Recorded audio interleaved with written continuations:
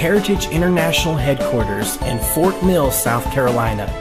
This is Prophetic Perspectives on Current Events with Rick Joyner.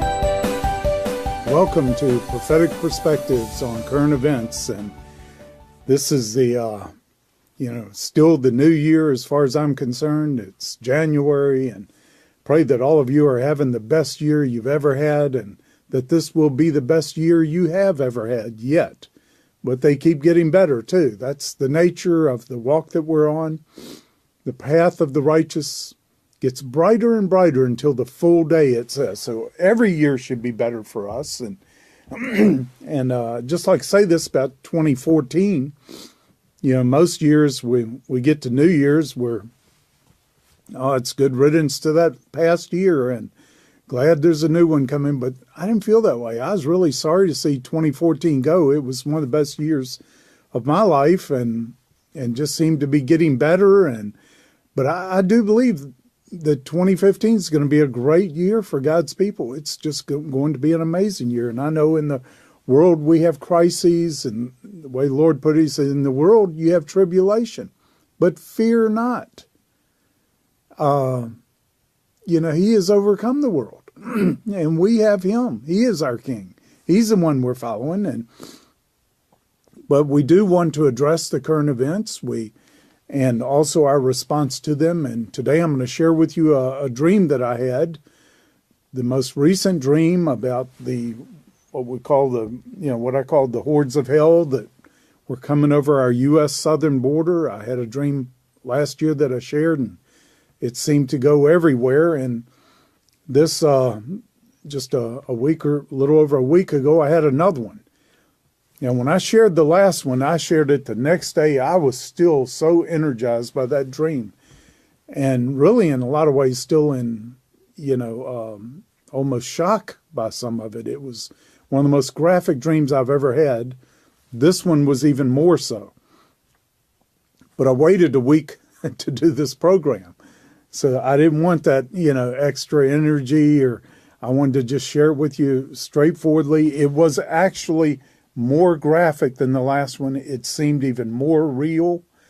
It was like I was there. I was observing these things from being there. It was not the kind of dream I want to have, but it ended with a great victory and great encouragement.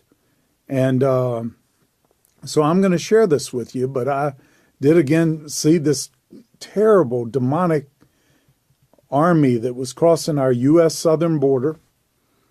And it had advanced further than in my last dream. It was well up into the border states. It was, some of them it may have even included those whole states, but it had advanced a long ways.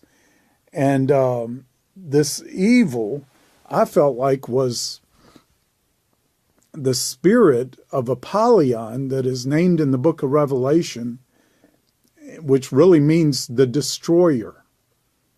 And that was the spirit that was gripping, I believe, and controlling these people. And there was a spirit of destruction on them where they absolutely had to destroy anything of value, anything of beauty, and all the life that they could. They were just indiscriminately killing cattle, killing everything. They were just the destroyer. It was the spirit of that destroyer that it speaks about in the book of Revelation, I believe. And but everything behind them was a wasteland. Everything. And I'm not going to share all the graphic details, but I was able to go and walk around in their camps, in their communities. And, it's like I was unseen, like they couldn't see me. But I could see them and hear all their conversations, and I do believe that that what I saw was real. But they couldn't see me. But at the end, I think the spirit that was over them discerned that I was there, and this is a part of the revelation we've got to understand too. But they had so consumed everything in their path that they were reduced to cannibalism. And I don't know why, if The resistance had stopped them where they were, and they couldn't go any further to keep consuming the land, but they were just starting to consume one another and consume. I mean, it was a terrible thing. I don't want to get into any more detail than that. But I also saw that everyone in this camp hated everybody else in the camp as much as they did Americans or America or anything else. They were just full of hatred. And they didn't trust each other. They were all paranoid. It's like all of them seemed to know that at any time the rest of them could turn on them and kill them just as easily. And so there was this terrible fear and paranoia on everyone.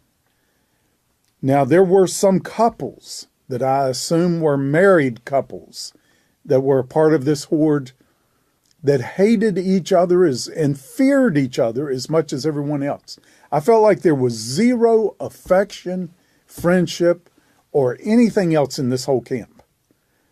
Now, I believe we're going to see that kind of thing come on, the nature of destroying hordes, whether it's ISIS taking over parts of Syria and Iraq or anything else. But when they start imploding, it's going to be like nothing, no kind of hell you could ever imagine or describe. And just, I believe it's probably becoming that way right now in those camps, where they're just all afraid of each other, afraid if they get just a little bit out of step with the others, or even perceived to be, that they'll be turned on and destroyed. But there was this terrible fear and paranoia. And, thank the Lord, we are going to see his army coming forth at the same time. This is a very different spirit. I believe at the same time, when the enemy comes in like a flood, the Lord's going to raise up a standard against him. Now, I believe to the degree that there was fear and hatred and everything else in this camp, you're going to see love and faith coming forth in God's people in his camp. And at the end of this dream, I saw that ultimate victory of the Lord's people, of the army of the Lord.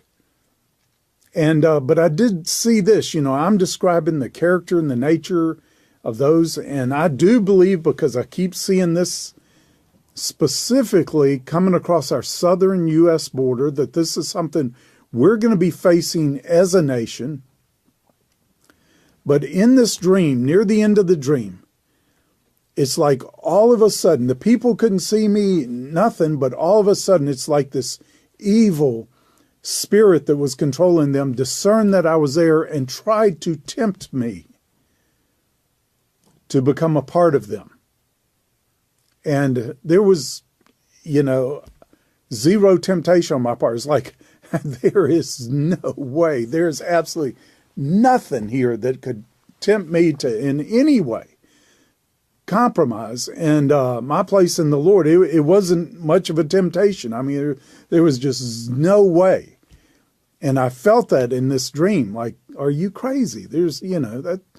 And it was then that I heard these marching feet behind me. I felt like I'd heard them before. I felt like in the first part of the dream where I saw the hordes of hell that I wrote about in the final quest, that evil army that was coming, I felt like I heard those same marching feet, and I turned around expecting to see that same evil horde coming up behind me, but it was a spiritual army, and it was the army of the Lord. Now, it wasn't, I say a spiritual army, it was an angelic army. Now, they came and destroyed the evil horde. Somehow they were released when I rejected the temptation. I don't understand it more than that, but I know that's true in the dream. Somehow it was like a test. If I couldn't fall to any of this, then God could release his army. And they came and they completely wiped out the evil horde. They did it without vengeance. They weren't even angry. God's army was not even angry. They knew it was just something that had to be done. These that were a part of that evil horde were incorrigible. They had crossed the line. They could not be redeemed or anything. They had to be destroyed. But God's army, it was not like they were taking any pleasure or any vengeance or anything. They were just doing their job. And now this summer, when I had some of the closest encounters I've ever had with the Lord, and I was trying to discuss everything I could think of with him. It was like, while we have this chance to talk like this, I'm going to bring it. And, a major thing with our ministry has been this lawsuit we have with the county over one of the buildings, a high-rise building that we've been seeking to restore for a long time. And anyway, it came down to, we went through mediation. We did everything we possibly could, and nothing worked out. So we finally had to file a suit against our county. And I was, I've always felt like it was really terrible what was done to us by the county. It would be terrible to be done to anybody, but it seemed to be specifically directed at us because we were Christians and, things like that. And I felt like, like Paul the Apostle had to appeal to Caesar, which he was really suing for justice to, from his nation to Caesar. I felt like, the time came, we felt very clear this is the only thing we can do now. We've got to appeal and file a suit for justice in this case. And I have to admit, I was wanting to get even. And I felt like through the discovery in the case and everything, we were able to confirm some of the reasons why some things were done to us. And it was like, oh, we've got all the evidence now and everything. And I just couldn't wait to get there. And now I was just sharing with the Lord, isn't it time for us to have a breakthrough and be able to finish this this tower building and get over this situation with our local county? And the Lord just said, he said he had no vengeance in his heart. He had no revenge. He said he's not going to come back and smite the nations because he's trying to get even or he's angry. He does what has to be done. It's kind of like those angels in this dream. There was no vengeance in them. It wasn't wrath of that type or anger. It had to be done. And the Lord said, if I was going to abide in him, I could not have any revenge, any vengeance in my heart. And I was really convicted. I knew that was true, and I said, that's not right. Shouldn't have that. I believe we have to go ahead with the case because it has to be done for many reasons. But I said, I can't go in there just wanting to in any way hurt them or expose them or reveal the evil or anything else. I just want justice. And if anything else, let this be a redemptive case. And, I don't want to hurt the county we're in. I think it's one of the greatest counties in the country. And I think it's generally run very well, and people in it are great. And it's just one of those things. But anyway, I had to deal with all of that in my heart. And I felt like in this dream, it's something we've all got to deal with. I know it was with me, but in the times that are coming, there were a lot of things done in the first American Revolution that were really evil on both sides. And, torturing of victims. And this was on both sides. And in wars and conflicts, it's usually that way. It cannot be that way with God's people. Now, you've heard the saying probably, with new levels come new devils. But the things you get away with in the outer court can get you killed in the holy place. That's true. And we've got to walk in a different level. But I think even with the most evil, and regardless of how perverted and evil these hordes become, we cannot hate them. We cannot want revenge against them. It's something we've got to really guard our hearts. We're called to even love our enemies. Of course, the greatest victory of all over any enemy, especially is trying to, destroy our people, and especially targeting Christians and Jews, the greatest victory of all would be their salvation, their redemption. That's what we got to pray for. So anyway, the end of this dream was total, complete victory. But it didn't come until I was clean inside. I think I was a symbol. I think I was there as a representative. It wasn't me. It was, I think, where we've got to come to. They had nothing to tempt me with. There was nothing that in any way I was drawn to, and therefore somehow that made a connection with heaven. Now we can deal with this evil. And that's where it says in 2 Chronicles 7:14.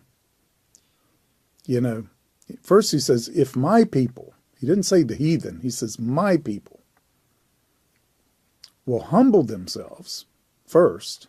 God gives us grace to the humble. It's the first thing we got to do. And I think we start humbling ourselves by repenting of our sin, acknowledging the evil that's in us, the revenge that's in us. When this attack came on, in Paris and recent things, it's hard not to just become outraged and want to do the same thing to them. No, that's not the answer for us.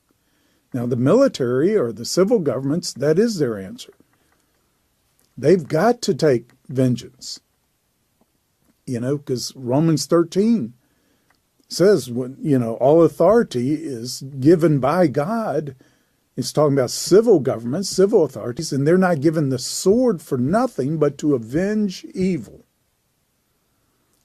And so the sword was military power. That was the weapon of the day. And for civil governments to be obedient to God, they have to use that military power to avenge evil. They would be in rebellion not to do that. But as Christians, I believe we have got to say, no, we've got to pray for them. We've got to love them. We've got to, if we're a Christian soldier, when we're on duty, we got to use those carnal weapons. That's the authority we're under. When we're off duty, we should be praying, interceding, even for our enemies. And these are things that a lot of people have conflicts with. There are a lot of people that can only see black or white. They can't see distinctions. That's why Paul said, you've got to behold now the kindness and the severity of God. A lot of people can only see one or the other. They can't see both. We've got to. Those who can only see one or the other are those who are called untaught and unstable, who distort, it says, even the scriptures to their own destruction. And when you can only go off on one extreme. So we need to understand these things now. When I'm saying to you, we've got to start praying for these people. We've got to start praying for the very ones who want to destroy us. I believe there's got to be concerted, focused, offensive, spiritual warfare that is every bit as focused, as strategic, as wise as anything done in the natural to stop this. And I believe we would see a lot of incredible victories we're not expecting if we will do that. If the church will do that, now's the time to start praying. Psalm 32 says, and don't wait until the floods come.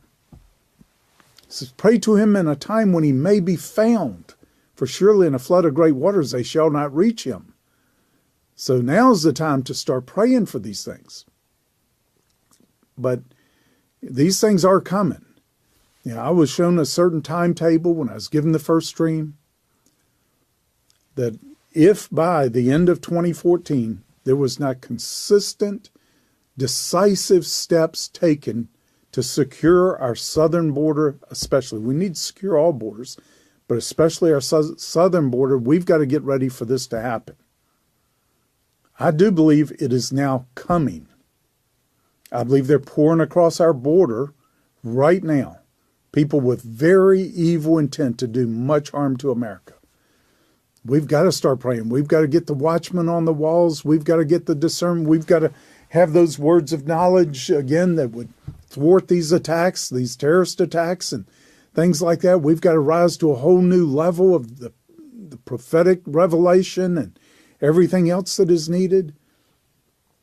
But we've got a light that overcomes darkness, that will overcome any darkness.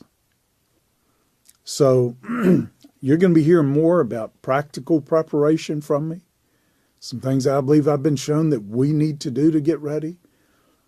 There's, I've already talked about some of our previous prophetic perspectives programs since I started having these dreams, but now's the time to get ready, and there is some natural preparation too. But, we, above all things, we're told when all this starts to happen, it's harvest time. The end of the age is the harvest. And we need to focus 10 times more on what God is doing than we do what the devil's doing. When I get these dreams, I'm going to share them with you. We got to be, knowledgeable and of the devil's schemes. Don't be ignorant of them. Want to understand, want to be prepared for them. Being prepared is half of what happens to thwart them. Just speaking out about them can just send light out that stops the devil, because he hides in darkness. Just exposing him in the darkness and exposing his evil plans sometimes can stop it. But I believe this horde is right now coming across our border. And I believe it's going to start manifesting. It'll manifest some in 2015, but I believe it's going to be a relatively peaceful year. Another year to get ready. But these things are coming. But we have the victory. And he always leads us in his triumph. So don't ever forget that. Now, in the coming programs, we'll be talking more about the practical preparation that's already going on all over the country. It has amazed me to the degree that so many are already getting it and already getting prepared. But don't do it in fear. Do it in faith. And don't do it out of vengeance. Even when it talks about civil governments avenging evil, it doesn't mean they do it in hatred, do it in the wrong spirit. Satan can't cast out Satan. Jesus said, if I cast out demons with the Spirit of God, then the kingdom of God has come upon you. So let's abide in the kingdom, and we need to rise up in the authority to cast out demons by the Spirit of God, because they are being released against us. But guess what? We have one who's above all authority and power and dominion living in us. It's only going to get more exciting, and we're just going to see bigger victories because of the bigger battles. Thank you.